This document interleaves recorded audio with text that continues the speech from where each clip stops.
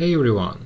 Even before its release, Crimson Desert was already generating massive hype within the gaming community.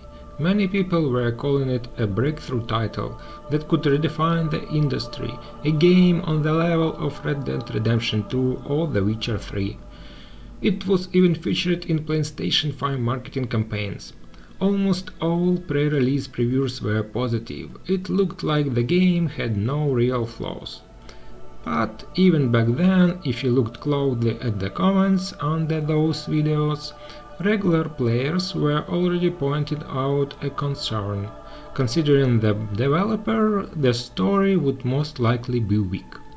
And then the game launched. Suddenly all the issues came to the surface. A poor story, clunky controls, NPCs that feel more like decorations than actual characters, limited interactions, linear elements, bugs, balance problems, and a rough early game experience.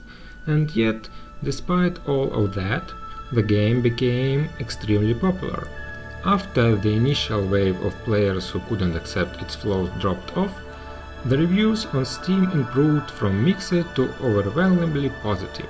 The concurrent player count stabilized between 100,000 and 200,000 players, and the game has already sold over 3 million copies.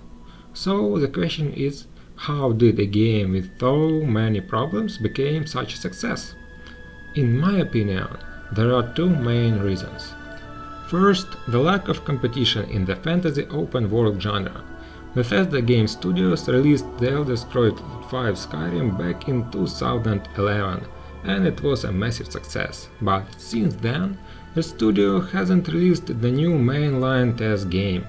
Then in 2015, CD Projekt Red released The Witcher 3 Wild Hunt, another huge hit, and again no sequel since. Both of these major studios, the leaders of the fantasy open-world RPGs, shifted their focus towards sci-fi projects, and as a result, a vacuum formed in the fantasy genre.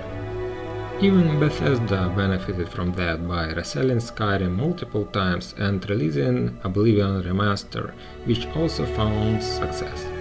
So, the first reason is simple: weak competition. The biggest companies moved away from fantasy. Second reason, GTA 6.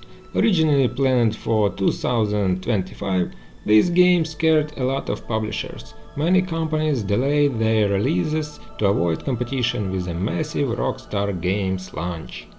Because of that, we've had a long period without major releases, not just fantasy games, but big projects in general. The last major open-world title was Kingdom Come Deliverance 2, and that came out over a year ago. So what happened? Crimson Desert arrived at the perfect moment. It delivered a large open fantasy world and engaging gameplay, and its flaws were overshadowed simply because there was almost no competition at the time. That's why it succeeded. Of course, this is just my subjective opinion. What do you think about it? Let me know in the comments. Thanks for watching and see you next time.